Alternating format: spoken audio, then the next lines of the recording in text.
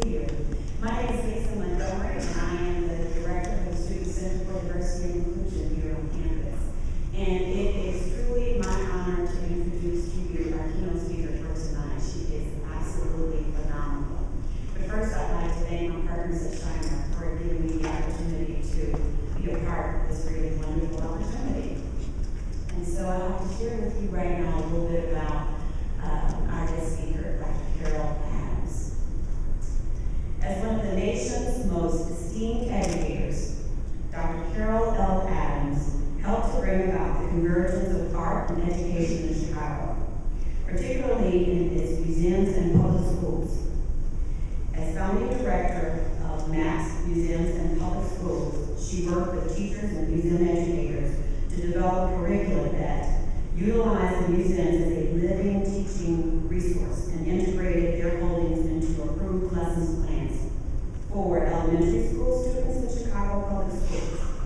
In addition, during her tenure as an administrator of the Chicago Housing Authority, CHA, Dr. Adams founded the Museum Consortium, whose mission was for each major museum in Chicago to adopt a public housing development and mainstream its youth into their activities.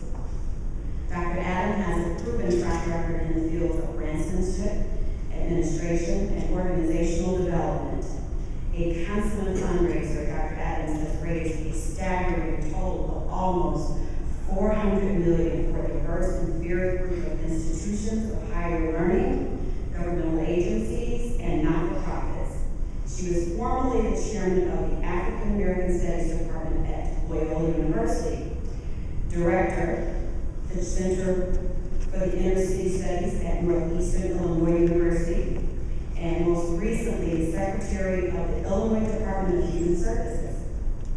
Educated at this university, Dr. Adams matriculated at Boston University, the University of Chicago, and the Union Graduate School. She has also had additional courses of study at the John F. Kennedy School of Governmental Affairs at Harvard University and Yale University. In addition, she holds the prestigious Phi Kappa Chi. Dr. Adams has spent much of her career engaged in cultural arts, research, analysis, and production.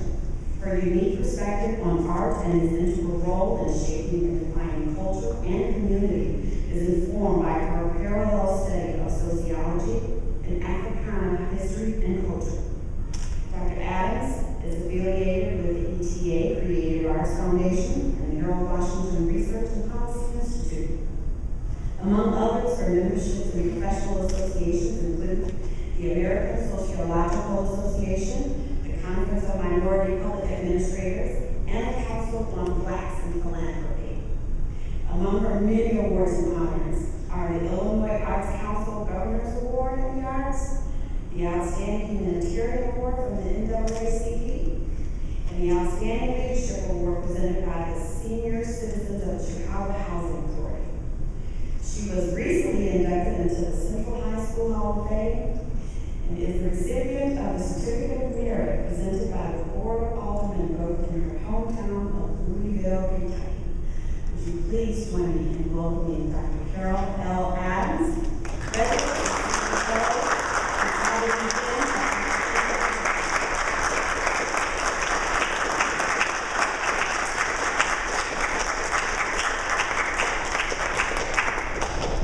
That Bible may just be longer than my talk. I tell you one thing, since we have some students here, if you have worked a long time in a lot of different jobs, you have several of those.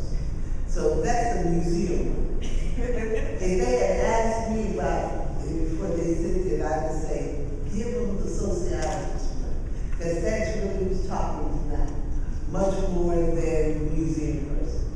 It's the scholar activist and the applied sociologist. Because I have had the opportunity to not just study about sociology, I've had the opportunity to practice it. I've done a lot of switching back and forth in my career between working in the university and then working in the community. And it is those community experiences that really inform the ideas I want to share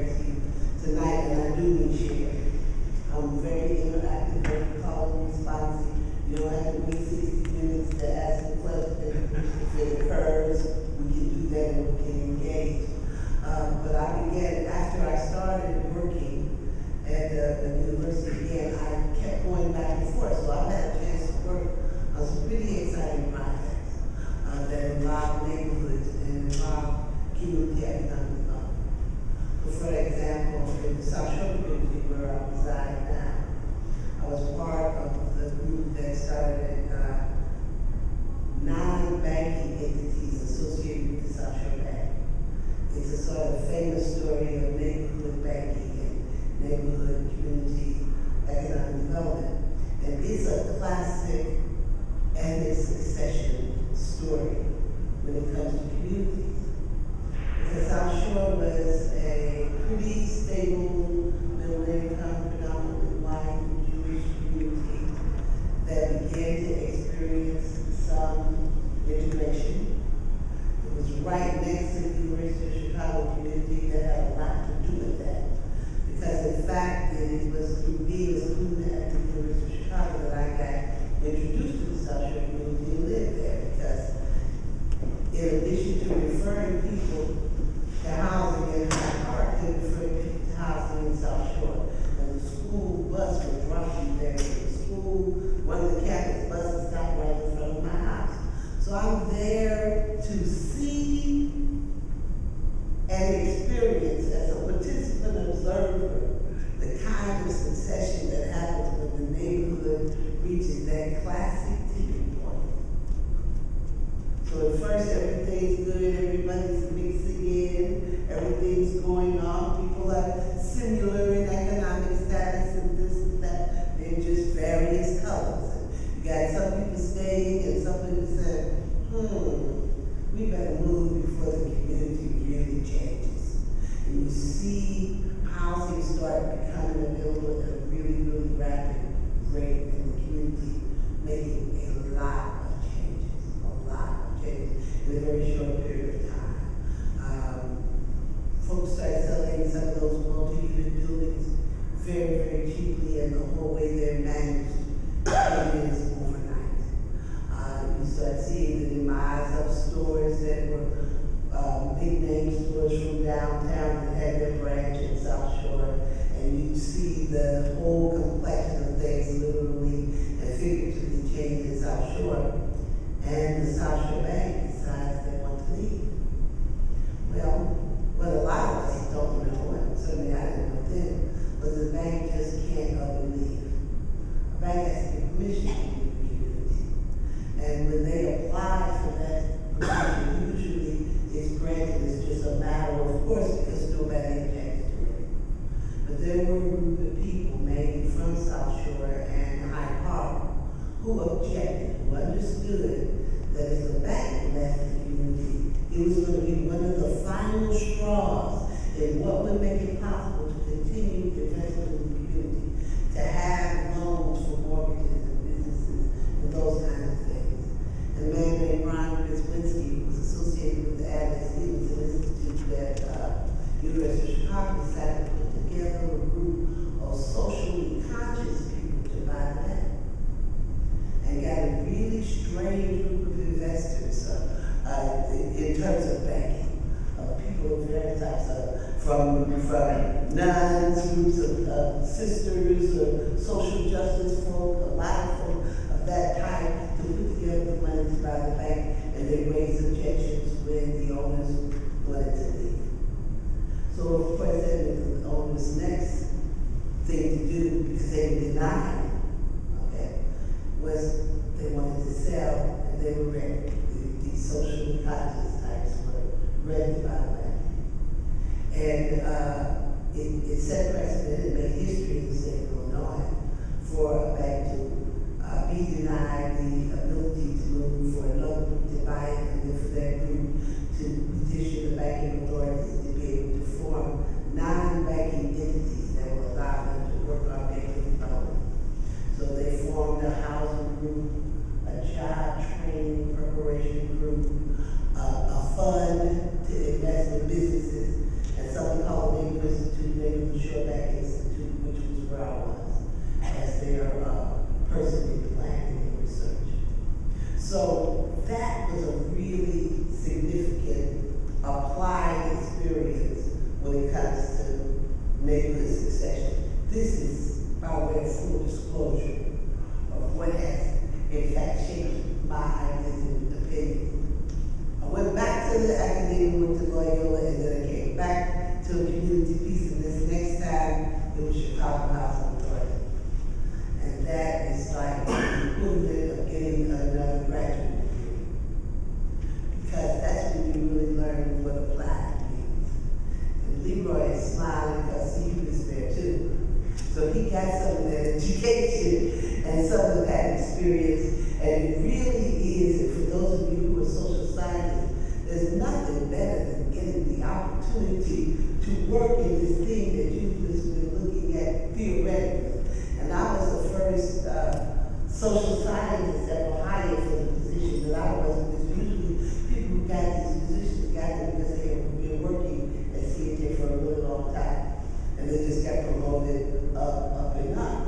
So they were mainly people involved in housing, not necessarily people who were involved in community development or anything of that type. So I was hired as the director of resident services and programs. At a very interesting point in time when the whole movement for resident management was started. And the CHA is really, really significant to what we want to talk about, because you sit here in the shadow of the largest concentration of public housing that exists anywhere in the world. So 33 blocks long and 2 blocks deep, 22nd Street to 52nd Street, 55th Street rather, of public housing. The general warehousing and concentration of the poor and the planned segregation of the city of Chicago. So it's there that I found that all those other theories I had learned about concentric zones and all the rest of that didn't apply when it came to Chicago, even though they all started in Chicago. And there were a lot of other variables that impacted how people live, where they live, and still impact that same thing today. So what was happening also in public housing communities around the country is that this warehousing and concentration of the poor at times when maybe the land didn't seem that valuable to the people at the time they built these developments, many of them turned out to be in some of the most desirable land in these cities. So you have in Chicago, Washington Park homes along the lakefront. Okay, some Ivy Wells along the lakefront, Cabrini Green and the Gold Coast. And you see those patterns repeated in New Orleans and in Washington, D.C. and in many other cities. And so folks said, hey, how are we going to get a hold of this land? Then you got families who've been living in these developments for generations who have a sense of ownership and belonging and community. Much of what you may have heard about the communities made it appear that there was little community there. But folk raised families, reared children, sent them to college, and had many success stories out of these developments. But usually what you hear would be the horror stories, because that's what made it easy to get rid of all of them. Okay? So part is also important, because I know you all come from various places in the country, and you may not know what was going on in Chicago at the time these housing was developed, as you would say. Why would you put 33 straight rows of public housing, much of it high rises, just right there together? Well, of course, that was because of the desire to continue to have racially segregated communities, and to say, well, there's no more room for you to go this way and that way, so we're going to go this way. It didn't have anything to do with West County housing for families and houses for work, and what's going to ultimately happen when we concentrate people in this manner at this income level. Those things were not a part of the reason. The reason was politics and racism. And they're not infrequent companions. So, St. Louis School and I know when they blew up the high rises, it was the first time anyone was bold enough to say, this isn't working, we need to stop it, we need to close it, we need to do something. And in some other cities, notably in St. Louis and D.C., residents were organizing to say, we can do a better job of managing our own lives and our own housing than the people who've been doing this for years. And so there was a strong movement for resident ownership. It gave rise to some strong leadership in that area. You know, it's just like a lot of other community grassroots initiative comes out of schools, and people organize here organizing for better housing, led to some people who became professional organizers and trainers, and who went around the country training other people in other housing developments about how to organize and how to get ready for resident ownership and resident management. Some will be managed, some will literally be owned by residents. That was the idea then. I worked at CHA probably for 7 years under about 8 different people, leaders. That's how fast that was changing and coming before. I was there from the Vince Lane era through the part of the Joe Shooter when the feds took it over. And the definition and the goal of what was going to happen to change the course of people's lives in that community changed with each successive leader. So Hope 6, which is what's giving rise to this thing we have now called the Plan for Transformation. I love that phrase, the Plan for Transformation, because it is indeed just that. It's a plan for transformation. It is a new era of what's called elite redevelopment. And it will transform 2 sets of communities. It will transform the community where the people used to live, and it will transform the communities to which they are exported. Okay? That's precisely what has happened in Chicago. But I get ahead of my story. Because the Chicago social geography is truly complex. So I want to tell you a little bit about the evolution of this whole 6 concept, because it really started with Vince Lane, who had this idea that, listen, you guys at the federal level never give those of us in these communities enough money to originate any dramatic change. But we need enough to really concentrate on changing the way the housing is designed, on changing the way it's managed and run, and all of the rest of that. We need to tear down much of this and build anew. And it's going to take some big money, so let's do a few models of this with a large amount of money available to us, not just some fixing money. And this happens, this passes. The idea at that point was what is called unit for unit replacement. That was the original hosting. That meant for every unit we tear down, we will build another. For this particular income level of people, not just another unit, but another unit for people who are public housing eligible. So we won't be increasing homelessness and engaging in the wholesale displacement of people. And it sounded great, and everybody loved it, and the community started working on it and making plans, going to workshops and going around the country and engaging with all of us and a number of the scholars and other folk to come up with what is this new community going to look like, what is it going to be like. But politics keeps changing as this goes along, because this thing doesn't happen that fast. See, you weren't here for the turn your phone off, right? So, with these successive group of people, both in housing and in the White House, the version of unit for unit starts changing. And you might say, well, how does that change? Unit for unit means unit for unit. It was 100 here, and we turn down, we don't build another. How naive is it? Because then they say, we don't need that much public housing. We just don't need to do that anymore. We don't need that much public housing. We don't need to do that anymore. But we made this promise about unit for unit. What can we do? So somebody who's good at double speak says, how about if it's unit for occupied unit? Because a lot of these places are empty because they haven't been repaired and they're not fit for people to live in.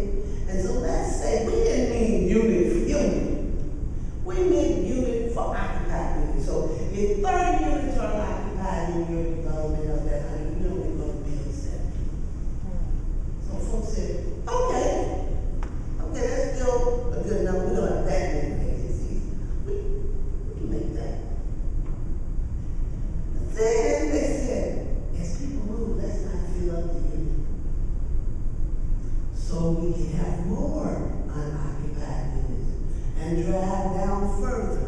the number of replacement units that we have to do.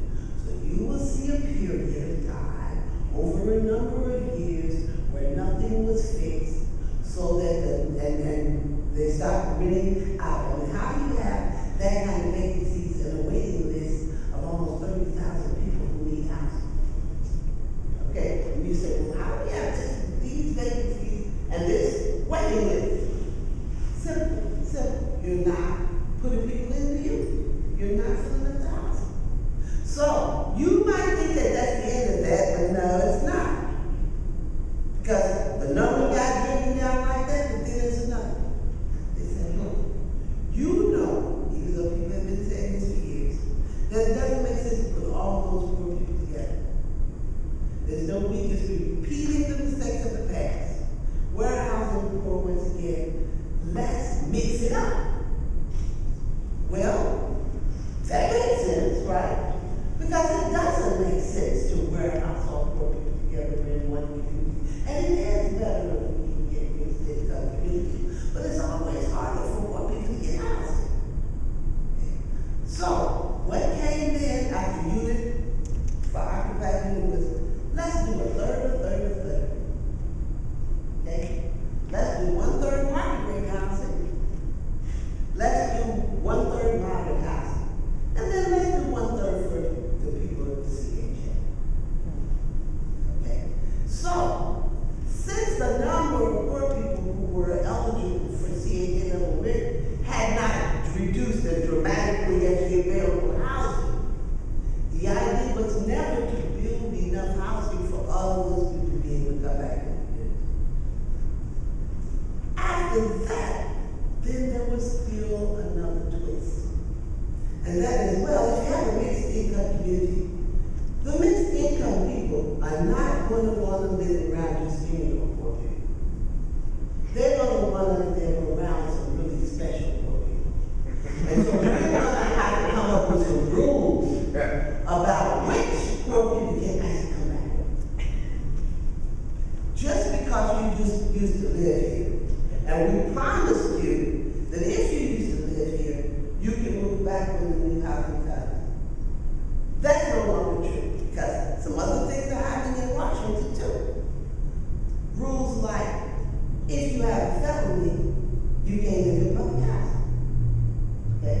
Those rules don't apply to any other kind of housing, but they apply to public housing. So you might say, well, that's cool, because I'm one of those other income levels, and I don't want to live next door to somebody with a felony, even though a lot of your well-to-do people do have felonies. They're just felonies of a different sort. So, but it gets complicated, because that means not just you, the leasehold, that means anybody in your family. So that means if somebody in your family got in trouble, that they've been on and paid their debt to society, and you want them to be able to come back with you, then you're not allowed to do that. So you would have to move. You have to live somewhere else. You can't live here with anybody in your family having a felony. Then they said, and if you owe back rent, you can't come back either. If you had delinquencies, if you had other issues, and so forth. So all of those things narrow the pool to who is it that's going to get to live in what we would call community ID. By that time, you have to say, where are the other people going to live? Right? Well, lots of other things are happening. There's other variables going on here at this time, okay? And one of the biggest games in town is growing big, and it's called Section 8. And they say, look, all the people we have to move, and we can't find room for them in public housing that we haven't torn down yet, we're going to give them Section 8 certificates. And real estate investors say, hey, that's good, I can count on the rent. And folks start buying big buildings and buying big properties for the express purpose of renting them to the folk who are being relocated from CHA with the Section 8 vouchers. What's the result? What's the result? The resale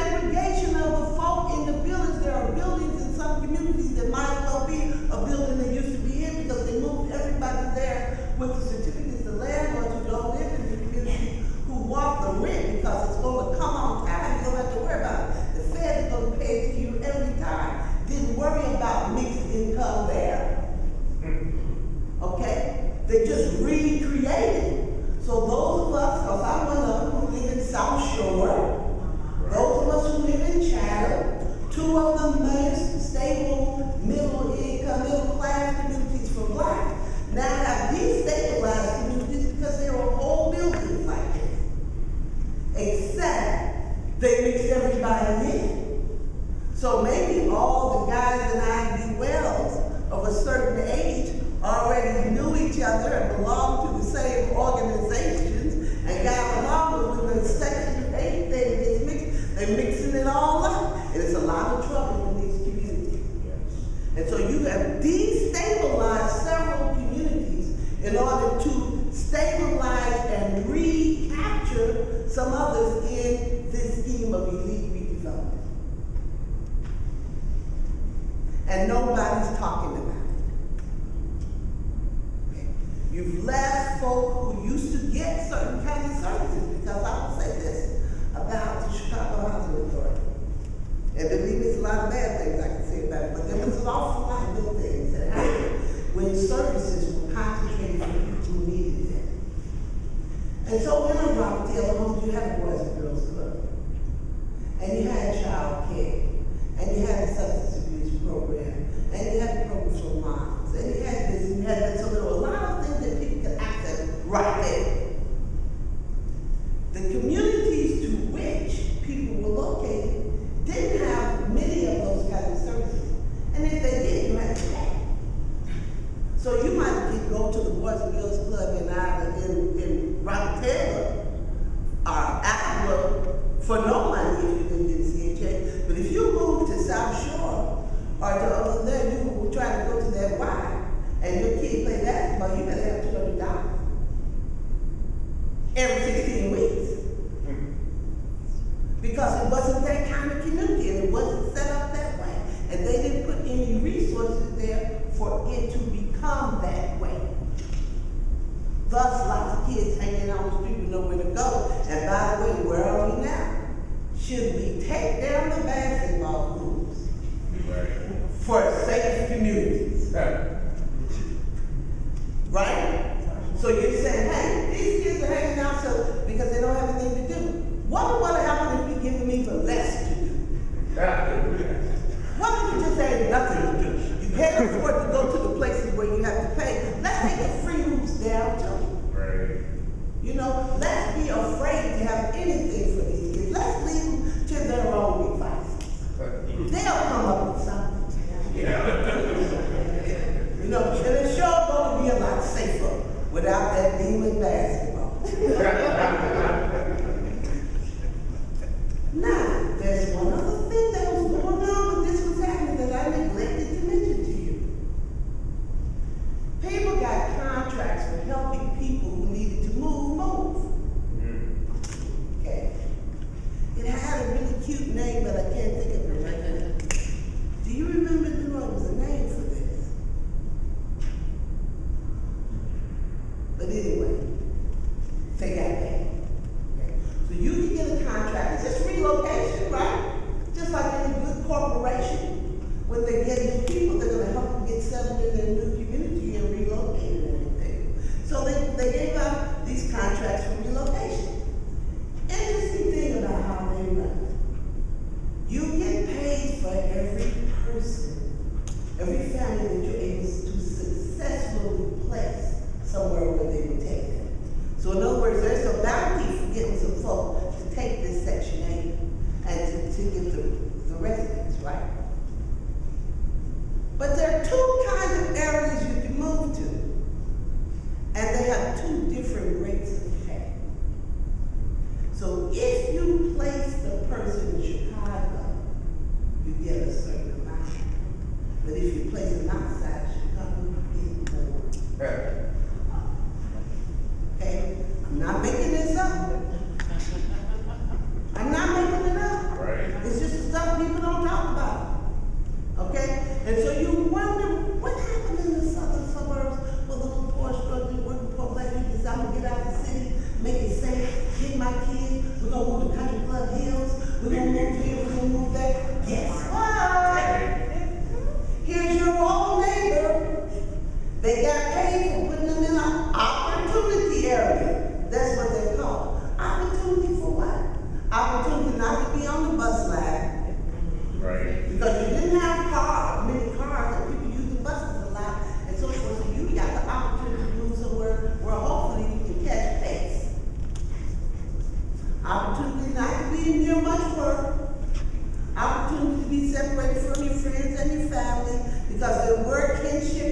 works and so forth. I know y'all made Carol stats all I can, so you know that's happening, right? So an opportunity to have some other kind of people in your life, that's what it is. And to be able to sort of change the stability of still one more neighborhood. Exactly. Can I ask a question? Yes. It turns out that the number of people, quote, lost to follow-up by the CHA just about matches the number of people who are housing choice voucher recipients in the HACC, the Housing Authority. Housing choice. Now, how hard would it be to try to find out if that's actually the same? I don't think it would be hard, but they claim it's hard. You know, to try to track where are people and where did they go. You found them to give the vouchers. Okay, exactly. And they're getting paid, these vouchers are being paid. So what's so hard about it? Okay? And also, why do you have the rules for the ones who are going to stay in the elite redevelopment, but anybody, no rules at all for anything else, which meant that instead of you the luck of the draw, you get some like this and some like that. You get all of the problem, so quote, families in the receiving neighborhood and all the cleaned up ones in the newly designed neighborhood. And that's where we are.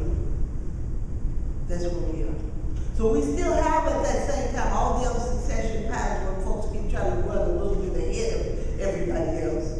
You know, so you get to this community, you know, and it used to be called white flight because, you know, folks, white people would move when black people would come to the neighborhood, but you can't call it white flight anymore, you gotta call it white flight and black flight. Because then the black people who got there early said, uh-oh, it's time to go, I see what's coming. And so then they moved too. You know, so then where are the examples for the other people? Where are the things you know when folks find out about jobs because their neighbor tells them or something else happens, when things are a certain way in schools because the people stay engaged in them and it brings other folk along. You know, so what happens from this is more destabilization, not less. But the reclamation of valuable land for certain people that's defeated in the city. For folk who got tired of long commutes and this and that and the other, and this prime land, they said, Cabrini, you ain't get real. This is the Gold Coast. I hope it works out for you. But you won't be here. And all those promises we made don't mean a lot. And so I think that one of the questions for us, because we find ourselves here in this particular place and time, is what is new community for us? You know, what is, if I can quote Dr. King, the beloved community? What is that and how do you get there? How does it get around and who is making plans other than very manipulative politicians? Where are the actual community people and the people who really want to live in a different way in this planning process? And how do you get in? And how does it shape what's happening? Because when we hear all these things that are going on in neighborhoods around safety and safety in the school and this and that, again, I live in South Shore. It's a heck of a community. Yes. It's got from the poorest to the richest in that neighborhood. It's got some of the most activists, if I could say that, in the city, in that community, treating it like a bedroom community.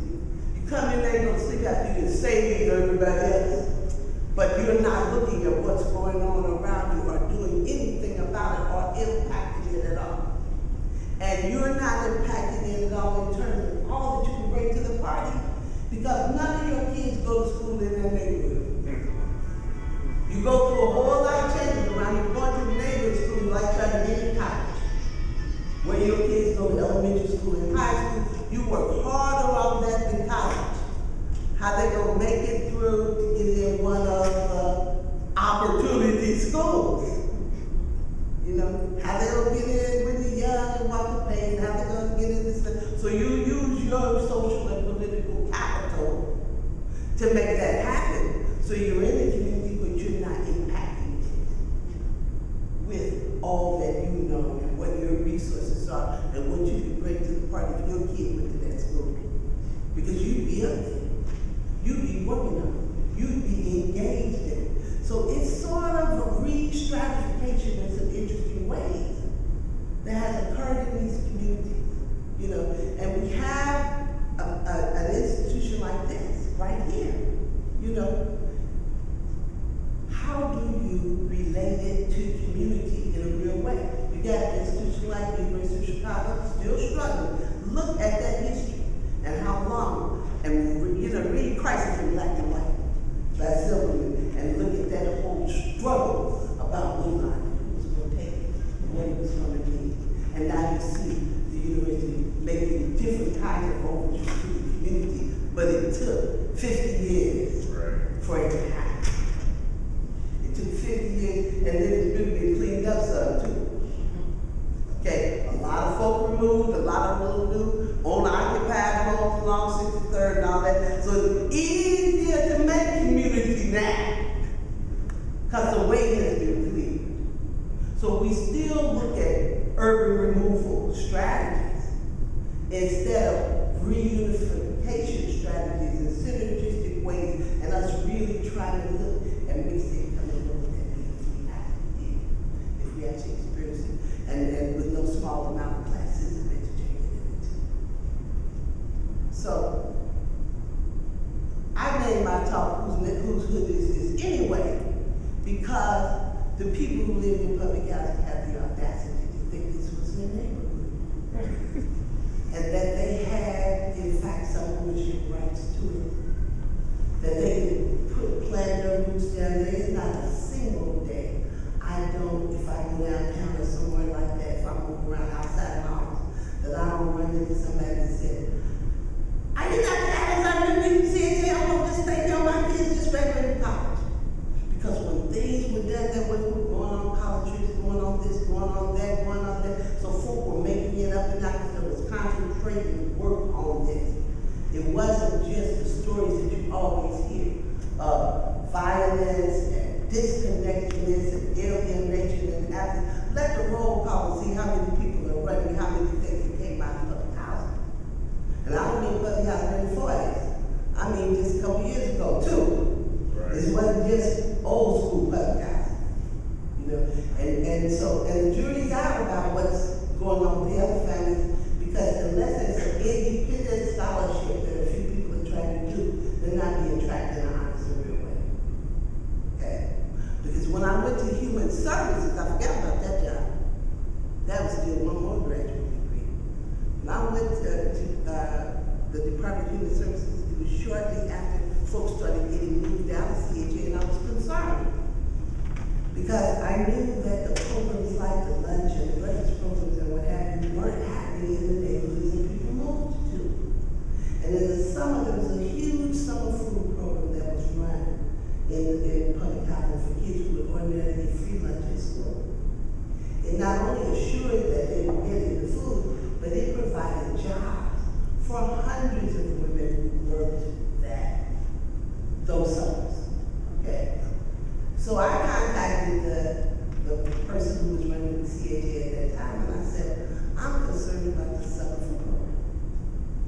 Because now that I'm at Human Services and I work with USDA, I understand this even better than I understood in the CHA. They'll put the program anywhere. It didn't just exist for public housing. It existed for people at a certain level. So I'm like, what about doing sites in the communities that the people were moved to for the food, so we still have the breakfast program? And the guy said, oh, we still do the breakfast program. I said, how do you still do it if the building's torn down? And where do the people come in? The people that moved to the building that haven't been torn down, they come back there for the breakfast. I said, come on, get real, nobody's coming from the opportunity area where they can't even get on the bus all the way to Stateway for breakfast. Breakfast at Stateway. It's not happening. But there was no concentrated effort to revive those programs for people who still needed them. And so you just don't have that much USDA summer food money coming in these communities anymore, because it's as though there's no need for them. because kids haven't left the face of the earth, they just been relocated. So less attention is being paid to these things than ever. So whose hood is this anyway? They found out pretty quickly it ain't really yours.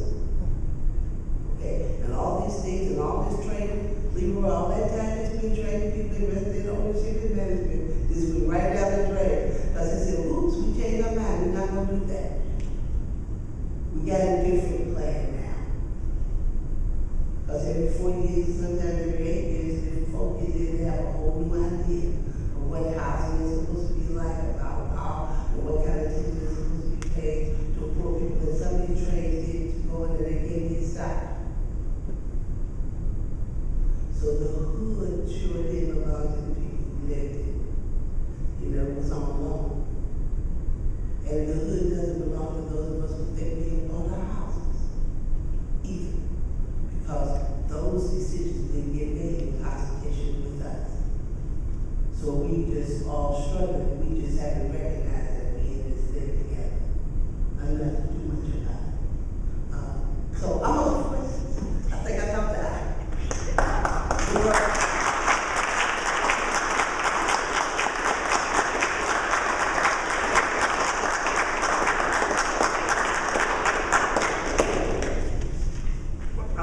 I just wanted to say one thing. Maybe Okay, full disclosure, tell them who you really are. Before you came over to the IT. Maybe I'll say more than one thing, but Dr. Adams and I've had a kind of a parallel working career for any number of years. We worked with her even back in South Shore days over T&I, CHA, Department of Services, and now down the street, down at DuSable.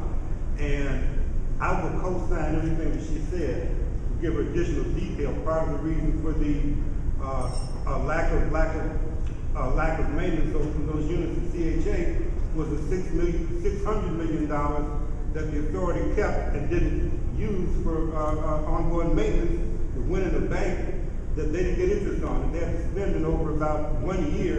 Then it took them over 10 years to accumulate. Or you could go back in earlier and look at the money that's been to CHA and been to building Marina City. That's what I'm talking about. That's exactly what I'm talking about.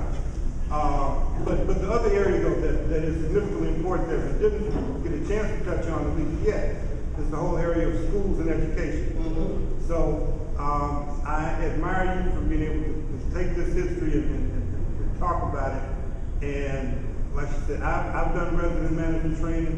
I've been to St. Louis with Pruitt Igo, was in DC with Kimmy Gray and Bertha Gilkey in St. Louis. And ironically, the woman who was the tenant leader at the last building that was torn down up in Cabrini Green is now living in Dear One Homes.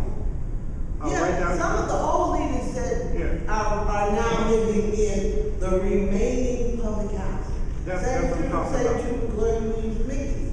Yep. Dear One Homes, because Exactly. that's the only one that didn't experience any demolition. That's exactly right. That's down in Duke. But anyway, I just wanted to. The other thing we didn't talk about in relationship to this is there was great political power in these developments that has now been dispersed. Yeah. And because of the voting blocks. Exactly. I'm sorry, you can speak up. No, I'm sorry. My question was, what was the psychological effect of this on people who were just sort of taken from one place where they all knew everything, they knew each other, and then just sort of put all of the city? I think for a lot of families it's been devastating. I think there are some that frankly have been able to be successful in their new environments. You know, but there are a lot who are very challenged, a lot who are, you don't really know the extent to which people are doubled and tripled up, who couldn't get placed because of issues of a grandson or something like that. So it's very difficult because not only do we have these rules of association with housing, we have them in association with education. Okay? So, and we have a situation where younger and younger boys in this community are getting convictions and getting felony convictions for things that might have been considered misdemeanors or go home, go call your parents, which make them ineligible for financial aid for the school. Yeah. So all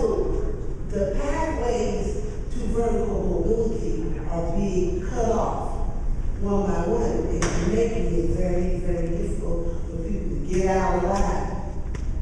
I'm a human resources manager. It stops them from working in hospitals, it stops them from working in Exactly. schools. They can't pass the background check. So even if they wanted to work in those environments, and they go and they get their degrees and they're ready to work, all these things pop right back up. Exactly. Exactly. You can't get a job to support your family. It starts at a much younger age, and that's what Dr. Adams is talking about. Is this systematic, systemic process that is in place and has been put in place for years that results in the situation that this country is in now. I'm not saying just make There are a lot of people who were able to get a fresh start, who could find housing and then were able to work their way up. And because we are more and more with rules that say, if you did this, you need a 50, it doesn't matter. As long as you got this, you can apply. You can't come here, you can't do this, you can't do that. And we've got the criminalization of our youth at the same time. So what's supposed to happen? What do you think is going to be the long-term impact of this? I have another question. Talking about blocks to vertical mobility. In the middle class, one of the main paths to mobility is home value. And among the middle class African Americans, even before the collapse of the housing market, there was an erosion of home value in the recipient communities to such an extent that people in Hazel Crest, for example, or some other places were having trouble renting their houses, much less getting the value out by selling them. Can you say anything about whether people are aware of that as being done? I think the people who are aware of it are the people who are experiencing it. That's I think the way this story has been spun and everyone has accepted the spin is absolutely perfect. You know, so when they say, oh, when I see things about the plan for transformation in the press, they're reading about it in glowing terms. I see some of our major foundations who consider themselves about social justice having co-signed this stuff and now not wanting the truth of it to come out. I mean, one of them, and I won't name him, but whatever, who spent a lot of money on this, recently told someone I knew was trying to get a research grant, if you're going to write about how this really turned out, we can't fund you. But you know what I'm talking about when I talk about erosion of home value? Yes, I do. I'm living in the eroded home. Usually, I'm not writing about these things as a dispassionate and objective social scientist. I'm a participant and observer. Yes. So, I'm a participant observer as well. I live on the west side of the Austin neighborhood. I've been there for 10 years. I live on the west part of Austin, right? So I live in the lower to middle, solid middle class part of Austin. And I guess just to play devil's advocate a little bit, I wonder if in certain areas like mine, if it hasn't worked out okay. I think about my little area of the city, and we have a mix of, I think if you have enough single-family homes, but then the south suburbs, messed up my example. I'll just tell the story. You told my story. I'll tell a little short story about my area. So, I live in a part of Austin with a lot of single-family homes. It's, I don't know, 95% African American, maybe. I'm waiting for the new census figures. I think maybe it's 90% African American now. Low income to solidly middle class. All in single family home. No, behind us is one of these big, 40-unit Section 8 buildings. I also own an apartment building, a 4-unit. I own a home and I own a 4-unit apartment building across the street from our house. So we have a mix of, our tenants tend to be low income, and we keep our rents really low and affordable. The Section 8 building across the alley from me has always been not a problem at all. We do have some kids in the corners here and there, but we have a very strong neighborhood organization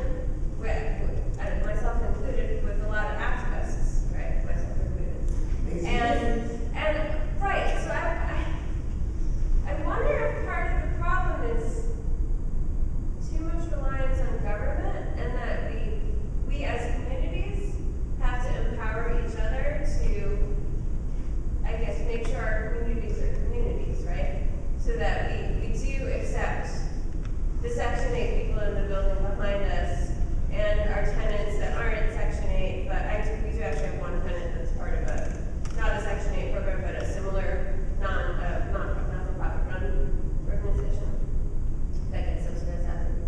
And over the past 10 years that I've lived there, the number of kids hanging out on the corner has decreased substantially because we as a community have been working so hard to clean up our 15 block area. Well, clearly, they're essential. And I believe strongly that the only way you have an exception is from a lot of hard work. And people of all stripes working together to try to maintain their community. That's clearly the answer to this.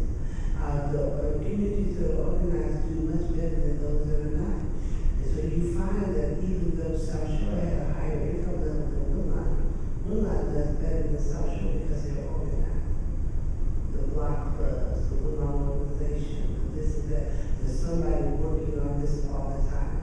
The South Shore Commission went out of business years ago. They're working more to organize. You have some random block clubs, areas where you have a lot of single family homes are much better. But we've got areas that are concentrated block after block after block of very large unit apartments. And they have just become the new CHA, and they're not services. And people do need services, and people do need jobs. And you can work together around issues that community tries to work together around schools and around safety. But the community can't provide jobs for people. They lost their job.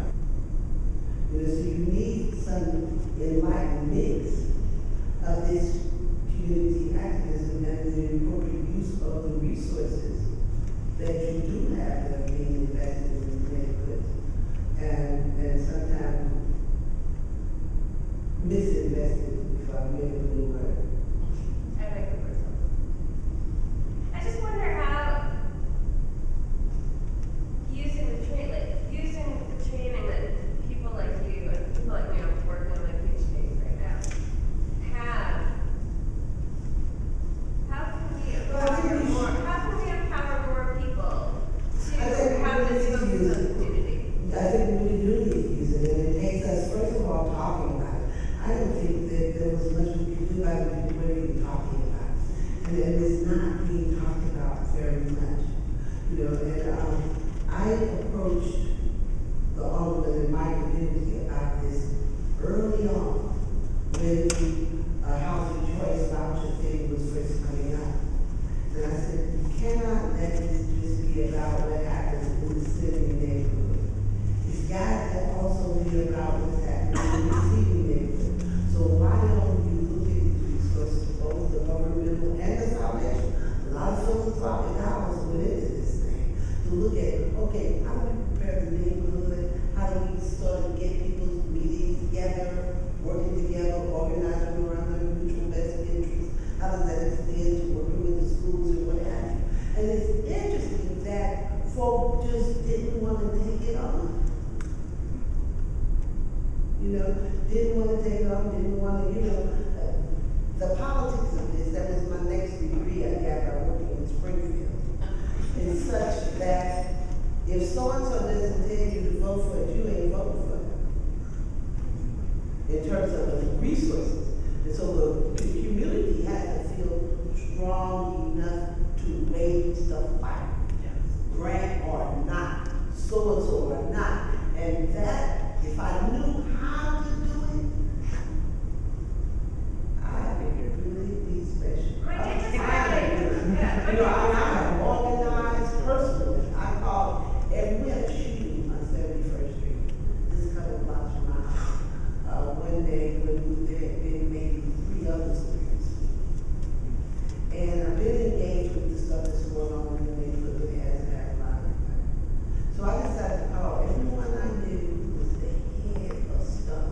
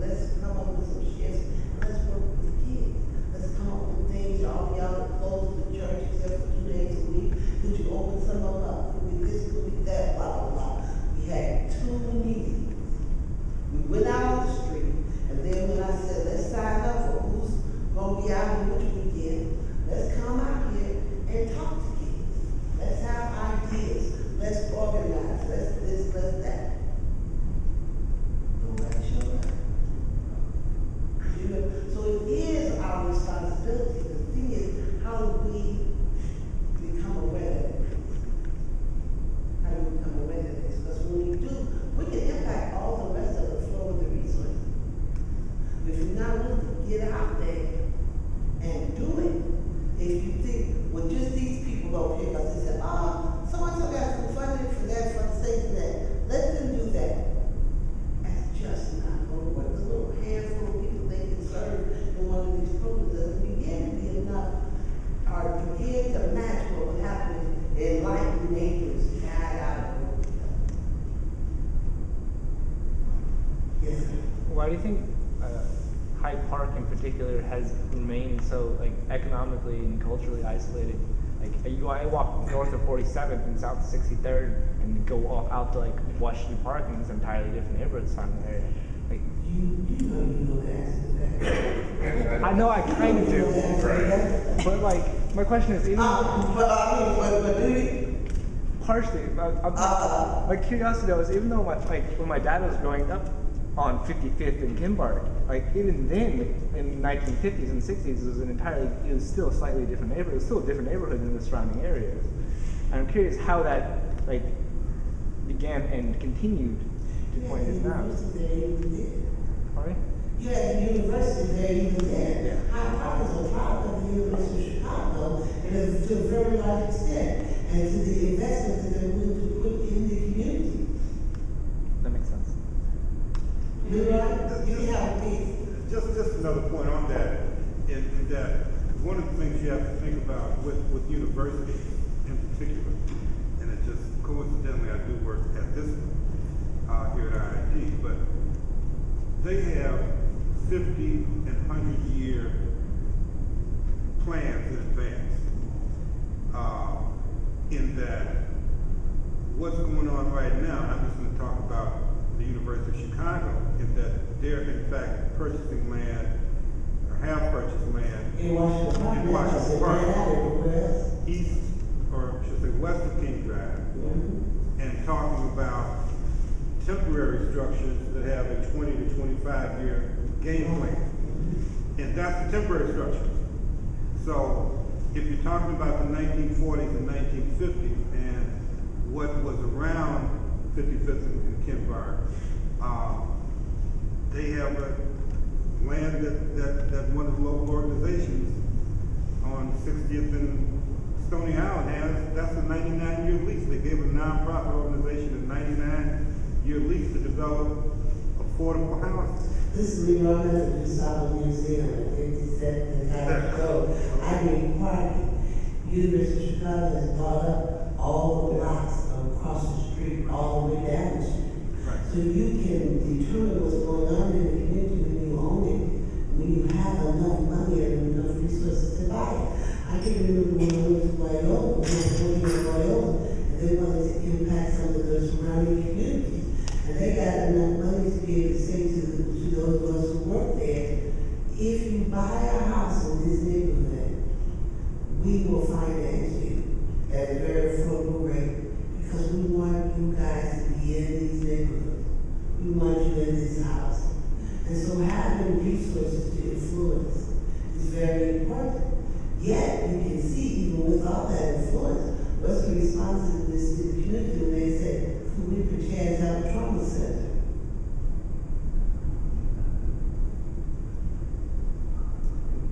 Because you're here, you're right in the middle of all of this, and you're not responding to my needs. They say, well, we don't respond to some other needs. They can't come to the hospital and go open up an arts program in a couple weeks. You know?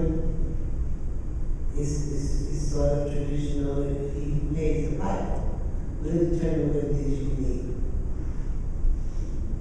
You know, the most responsive thing I see them doing now in the community has to do with the schools. Okay? There's some good stuff going on in some of the schools. The people in which they've gotten engaged in some good people working in them. Do you know if the UFC is expanding into or trying to aid the public schools in Hyde Park at all? Go ahead. If the UFC is trying to aid the public schools in Hyde Park at all, like Kenwood Academy or something like that? They're engaged in some of the high school schools, but they're also engaged in the Woodline schools. And that's to a very significant level, and have now gotten the dollars to do the promise community and all those things. You'll be seeing some changes in the schools. If you watched the news last night, you saw the principal get the award for the get the best attendance in the school open, that's one of those schools. And the kids are getting quite an education. And the community is very engaged in it, not just some bountiful way of bestowing education upon the, misguided, but it's a real synergistic thing that's going on there with the schools. I admire. Thank you.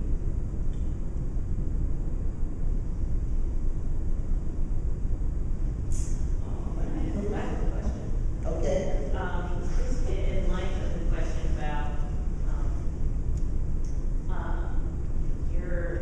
your role in building a society,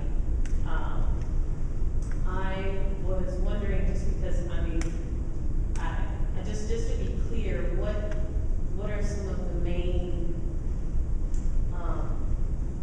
paths to vertical movement that are being systematically cut off? Well, in education for one, a higher education. If you cannot access student loans, few people got, okay, unless you are the valedictorian and when school get really high, SAT score, and they give you the free education at home. Okay, so if you cut off people's ability to get an education, that's your major pathway to vertical mobility.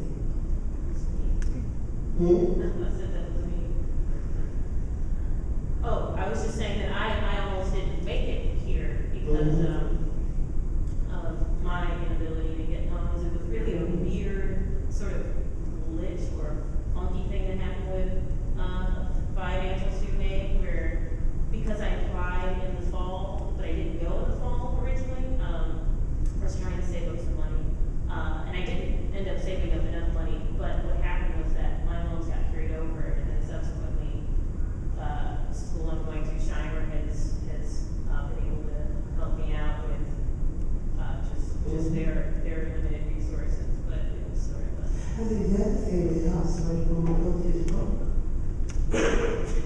Work. Yes. Work. Not having jobs available, not having jobs like low skill entry-level jobs. You can take them and then your family benefits and maybe they get the education that you wish you had. Or maybe some opportunities become available on the job. Some of those kinds of things that just a few firms doing that. Even for people who have been working. So if it's hard for people who've had a lifetime of work to get work now, if you never had a job, you're really in a lot of trouble. And even in terms of people, middle class people who had great jobs, then that's a lot of employers that say, oh, you've been out of work, you get no reply. yes. You've been out of work too long. That's the craziest thing I've heard. So it's like your talent is, you must have probably forgot everything you do. Or something wrong with you. But some have been hired you on this time. So you've been out of work that long, don't come over here. That's amazing to me. It is amazing. Okay? It's amazing, this level of acceptance that we're talking about at a certain level for us who would like to see more activism isn't just something that happens in poor neighborhoods. A lot of folks sitting back accepting things that you wouldn't have thought that the society would. This has been on my running to this is in the South Side for basically a decade now, and access to infant and young child care is almost impossible. There are so incredibly few places on the South Side, specifically in the like Halstead to Lakeside corridor, straight down from about 22nd and down. Access to care is so incredibly difficult. You can apply for different types of aid, but there just simply aren't places that take kids. Waiting lists are a year long, and there's no way to work if you can't put your kid in care. And the same thing with being able to afford it also. Yeah. Okay, because there's some money available for childcare for poor people that get to work, but if you get just a teeny bit more money, they take your childcare and you fall back off the mountain. Okay, instead of making some kind of graduated adjustment, they say, oh, you got $2 more, you no longer qualify, and you then can't afford to work because you can't make market rate childcare. So then you wonder, who are the geniuses coming from this part of this stuff when there's smart people like us? What are they doing this?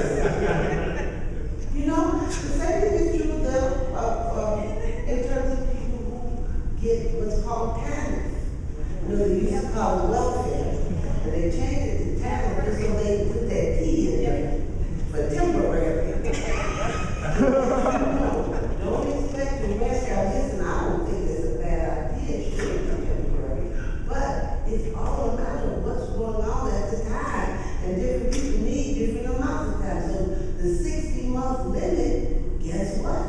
There's a whole lot of people who never thought they'd ever get anywhere close to welfare running out in 60 months in terms of their unemployment and all of the rest of that. But for parents to say, hey, 60 months, but you can stop the clock if you go to school, but if you can't before you go to school, then maybe you can't stop the clock. You know, so I think we got the wrong people doing the social architect work. Another question there. In terms of mobilizing communities to, in productive ways, listen to what you're saying. Mary Patil McCoy described a theory of collective community development that was put together in the late 60s. Sort of like towards the end of the civil rights era, sort of an extension of it.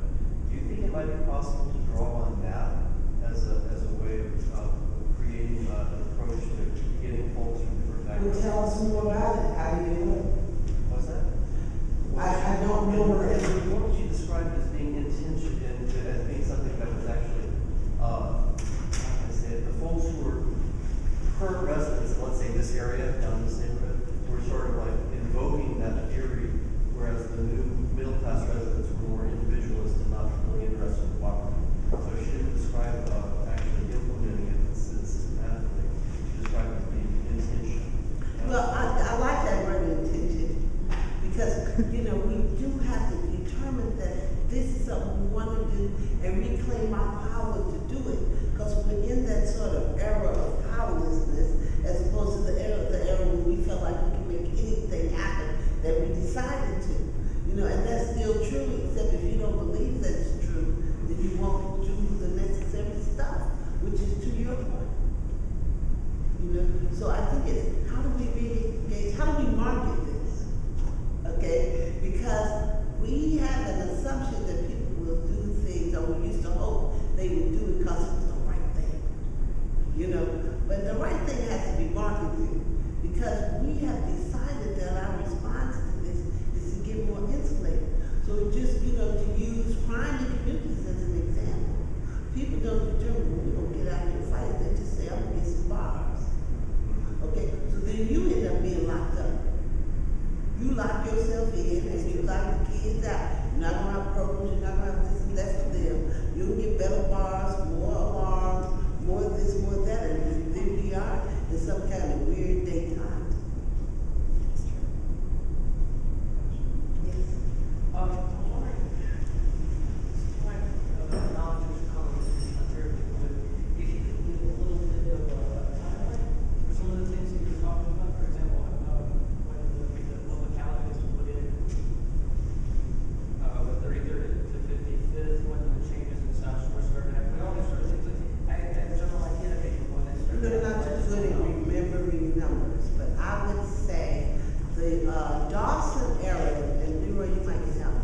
The Dawson area, in terms of this war and him making a deal about the concentration of the housing, wasn't that 50s? Wasn't that in the 50s? It was in the 50s. Stateway Gardens, I know, was completed in the late 50s.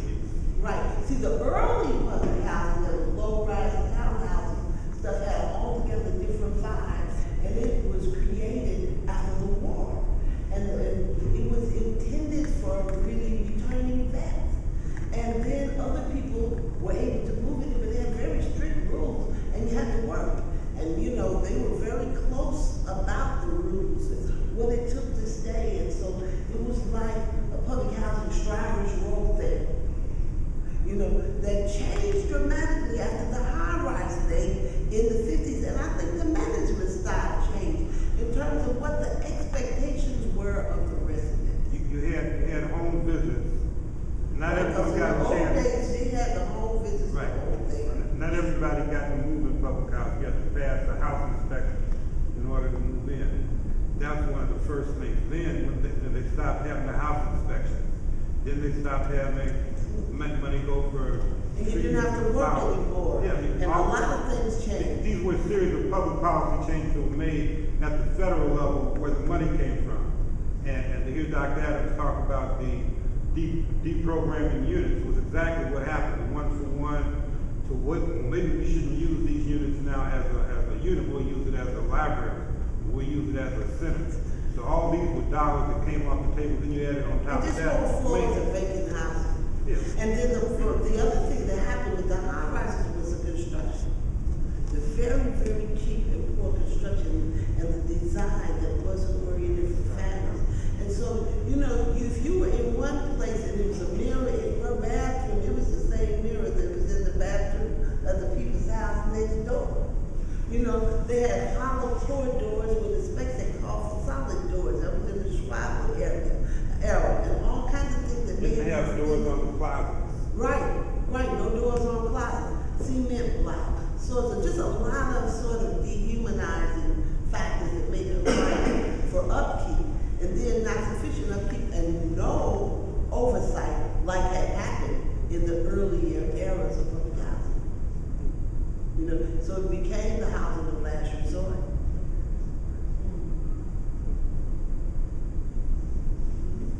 You were talking about the opportunity areas. I was curious if you knew what the ethnic and These are your black suburbs that are right outside of Chicago, your Harveys, your Hazel Crest, your Country Club Hills. Every now and then another neighborhood people would get like in pockets of Bowling Grove and some other communities. And I think what, for those of you all who are interested in studying this, it would be great to take a look at the numbers in terms of the relocation, because that's something that you don't get as much. I know a woman named Susan Parkin who had been trying to do some long-term work on this. I don't know if she's still doing the work. was Lawndale one of these communities? No, not particularly. Nobody that was living in the CHA said, I think I'm gonna take my Section 8 certificate to Lawndale. Right. And it wasn't certainly not considered an opportunity area. You didn't get more money for placing somebody there. You know, they'd be more interested in being her neighbor in Austin or somewhere else that still had some single family homes, that's some other, you know, ambiance. This is I think about the difference between the west side and the south side. You know, as how the west side does things versus how the south side does things. There's a lot of nonprofit organizations, there's got a lot of community development still and community activism going on the west side. But where CHA was, there and up and down the State Street corridor, it seemed like it wasn't as much. And based on what you were sharing. You know, but